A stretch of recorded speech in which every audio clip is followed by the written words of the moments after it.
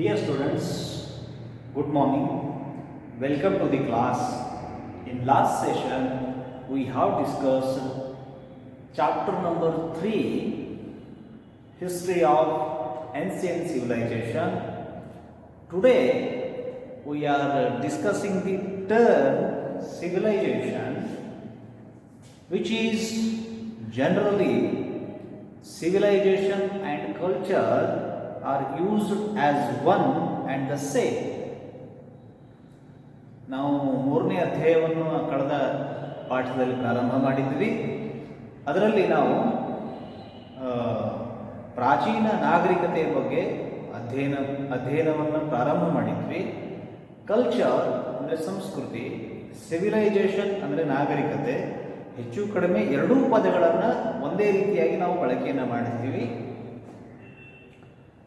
Civilization broadly refers to more clearly defined human society. ಅತ್ಯಂತ ವ್ಯವಸ್ಥಿತ ಮಾನವನ ಒಂದು ಸಮಾಜ ಅಂತ ಹೇಳುವಾಗ ಅಲ್ಲಿ ನಾಗರಿಕತೆ ಪದವನ್ನು ನಾವು ಬಳಸ್ತೀವಿ. The word civilisation is derived from Latin word civilis, which means city or city states. City or city states. ಇಲ್ಲಿ ನಗರ ಅಥವಾ ಜನಸಮೂಹ ಅಥವಾ ನಗರದ ಸಮೂಹ ಅನ್ನೋ ರೀತಿಯಲ್ಲಿ ನಾವು ಈ ಪದವನ್ನು ಬಳಸ್ತೀವಿ. It stands for more matured and refined life. ಇದು ಒಂದು ವ್ಯವಸ್ಥಿತವಾದ ಯೋಜನಾಬದ್ಧ ಜೀವನ ಪದ್ಧತಿಯನ್ನು ಒಳಗೊಂಡಿರುವುದು ಅಂತ ನಾವು ಹೇಳ್ತೀವಿ. The words civilisation and culture are not always considered interchangeable. See the change here. We can't interchange the word culture or civilization when we try to understand these both section. Civilization and culture are, we use these words as well as same, but we can't interchange them. We may judge a group of people as not civilized but have a culture their own. ನೋಡಿ, ಇಲ್ಲಿ ಅರ್ಥ ಮಾಡ್ಕೊಳ್ಳಿ. ನಾವು ಹೀಗೆ ಅನ್ಕೊಳ್ಬೋದು,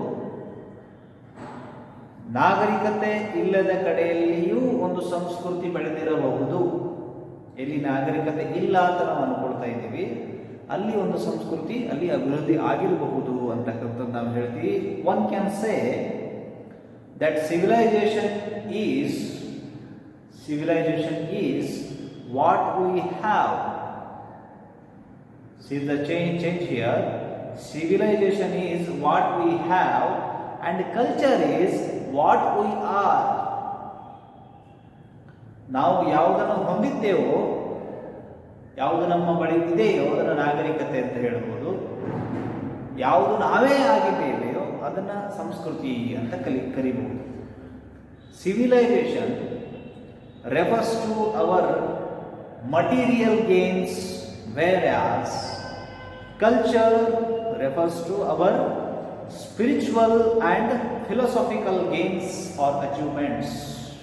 ನೋಡಿ, ನಾಗರಿಕತೆ civilisation ಅನ್ನೋದು ಹೊರಗೆ ಕಾಣುವಂತಹ ವಸ್ತುಗಳನ್ನು ನಾವು ಏನೇನು ಹೊಂದಿದ್ದೇವೆಯೋ ಅದನ್ನು ನಾಗರಿಕತೆ ಅಂತ ಕರೀಬಹುದು. ಯಾವುದನ್ನು ನಾವು ಆಧ್ಯಾತ್ಮಿಕವಾಗಿ ಮತ್ತು ತಾತ್ವಿಕವಾಗಿ ಗಳಿಸಿದ್ದೇವೆ ಅಂತ ಹೇಳ್ತೀವಿ ಅದನ್ನು ಕಲ್ಚರ್ ಅನ್ನೋ ಪದದಲ್ಲಿ ಅಥವಾ ಸಂಸ್ಕೃತಿ ಅನ್ನೋ ರೀತಿಯಲ್ಲಿ ಅದನ್ನು ಉಪಯೋಗಿಸಬಹುದು. Civilisations are often referred as living in cities, whereas culture refers to the way of life of the people. ಒಂದನ್ನು ನಾವು ಅಪ್ಲೈಡ್ ಸೈನ್ಸ್ ಅಂತ ಹೇಳ್ಬೋದು, ಇನ್ನೊಂದನ್ನು ನಾವು ಥೇರಿ ಅಂತ ಹೇಳ್ಬೋದು. ಈ ರೀತಿಯಲ್ಲಿ ನಾಗರಿಕತೆ ಅನ್ನೋದು ನಾವು ಹೊರ ಜಗತ್ತಿನಲ್ಲಿ ಏನನ್ನು ಗಳಿಸಿದ್ದೇವೆಯೋ ಅದು ನಾಗರಿಕತೆ, ಮತ್ತು ಯಾವುದು ನಾವು ಆಧ್ಯಾತ್ಮಿಕವಾಗಿ ಮತ್ತು ತಾತ್ವಿಕವಾಗಿ ಉನ್ನತ ಮಟ್ಟಕ್ಕೆ ಏರೋದು ಅನ್ನೋದು ಏನು ಹೇಳ್ತೀವಿ ಅದನ್ನು ಸಂಸ್ಕೃತಿ ರೀತಿಯಲ್ಲಿ ನಾವು ಅರ್ಥ ಮಾಡಿಕೊಳ್ಬೇಕು. Civilisation is A broader term and culture is A part of it. Civilisation ನೋಡಿ ಇಲ್ಲಿ ವ್ಯತ್ಯಾಸ ಇದೆ. ಸಿವಿಲೈಸೇಷನ್ ಅನ್ನೋದು ಬಹಳ ದೊಡ್ಡ ಒಂದು ಅರ್ಥದಲ್ಲಿ ನಾವು ಅದನ್ನು ಉಪಯೋಗಿಸ್ತೀವಿ. ಸಂಸ್ಕೃತಿ ಅನ್ನೋದನ್ನು ಅದರ ಒಂದು ಭಾಗ, ಪಾರ್ಟ್ ಆಫ್ ಇಟ್ ಅಂತ ನಾವು ಹೇಳ್ತೀವಿ. Civilisation is a huge group of geographically oriented people.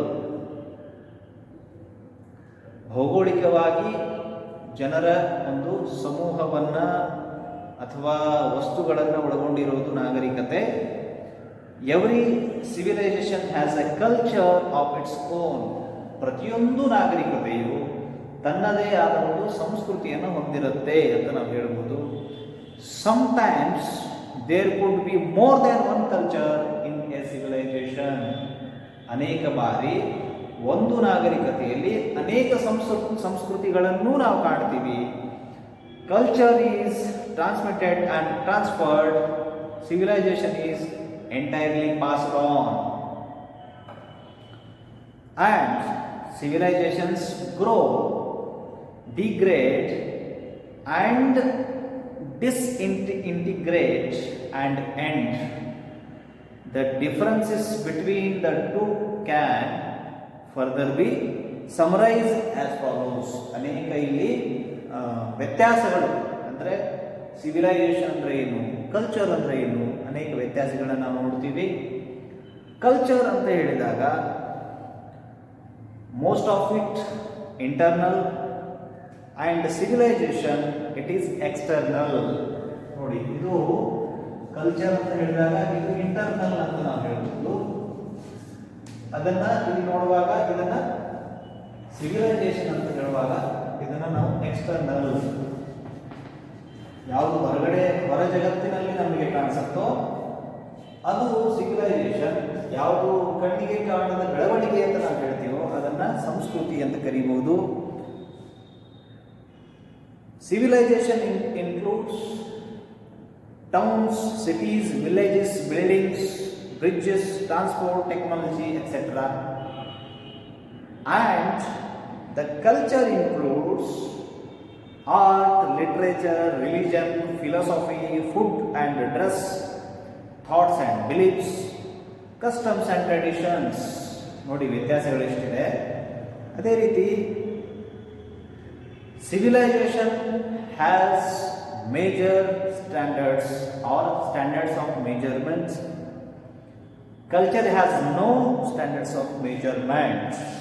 And next thing is civilization, it is the material attainments, gains and facilities used to make the life more comfortable. ಜೀವನವನ್ನು ವ್ಯವಸ್ಥಿತಗೊಳಿಸುವುದಕ್ಕೆ ಯಾವ್ಯಾವ ವಸ್ತುಗಳು ಬೇಕೋ ಅದನ್ನು ನಾಗರಿಕತೆ ಒಳಗೊಂಡಿರುತ್ತೆ. But the culture is, it is the way we believe, behave, think and act. ನಾವು ಯಾವುದನ್ನು ನಂಬುತ್ತೀವಿ, ಯಾವುದಕ್ಕಾಗಿ ಬಾಳ್ತೀವಿ, ಯಾವುದನ್ನು ನಮ್ಮ ಸ್ವಭಾವದಲ್ಲಿ ತೋರಿಸ್ಕೊಳ್ತೀವಿ, ಅಥವಾ ನಮ್ಮ ವಿಚಾರ, ನಮ್ಮ ನಡವಳಿಕೆ, ಅದು ಸಂಸ್ಕೃತಿಯನ್ನು ತೋರಿಸುತ್ತೆ ಅನ್ನೋದನ್ನು ನಾವು ಹೇಳ್ತೀವಿ. Civilization it is always advancing. Civilization it is always advancing. But when we try to understand the culture, it cannot be said to be always advancing. ಯಾವತ್ತು ನಾಗರಿಕತೆ ಅನ್ನೋದು ಮುಂದುವರೆದಿದ್ದು ಅಂತ ಹೇಳ್ತೀವಿ, ಕಲ್ಚರ್ ಆ ರೀತಿ ಅಲ್ಲ, ಸಂಸ್ಕೃತಿ ಆ ರೀತಿ ಅಲ್ಲ ಅನ್ನೋದನ್ನು ನಾವು ವ್ಯತ್ಯಾಸದಲ್ಲಿ ನೋಡ್ತೀವಿ. Civilization grows later, culture comes earlier. ಮೊದಲು ಸಂಸ್ಕೃತಿ ಬರುತ್ತೆ, ಆಮೇಲೆ ನಾಗರಿಕತೆ ಬರುತ್ತೆ. ಇದನ್ನು ನಾವು ಅರ್ಥ ಮಾಡ್ಕೊಳ್ಬೇಕು. There cannot be a civilization without culture. ನೋಡಿ, ಸಂಸ್ಕೃತಿ ಇಲ್ಲದೆ ನಾಗರಿಕತೆ ಇರೋದಕ್ಕೆ ಸಾಧ್ಯ ಇಲ್ಲ. There can be a culture without civilization. ವ್ಯತ್ಯಾಸ ನೋಡಿ, ನಾಗರಿಕತೆ ಸಂಸ್ಕೃತಿ ಇಲ್ಲದೆ ಇರೋದಕ್ಕೆ ಸಾಧ್ಯ ಇಲ್ಲ. ಆದರೆ ಒಂದು ಸಂಸ್ಕೃತಿ ಅದು ನಾಗರಿಕತೆ ಇಲ್ಲದೆ ಇರಬಹುದು. ಅದನ್ನೇ ನಾವು ಮೇಲಿನ ವ್ಯತ್ಯಾಸದಲ್ಲಿ ನೋಡಿದ್ವಿ. ಒಂದೇ ನಾಗರಿಕತೆಯಲ್ಲಿ ಹಲವಾರು ಸಂಸ್ಕೃತಿಗಳು ಇರೋದನ್ನು ನಾವು ನೋಡ್ತೀವಿ. So these are the differences between civilisation and culture as we studying in our third chapter, history of ancient civilization. In next chapter we will discuss further topic. So I will finish here. Today we studied the differences between culture and civilization, and also we tried to understand the term civilization and as well as culture. So I will finish here. Thank you one and all.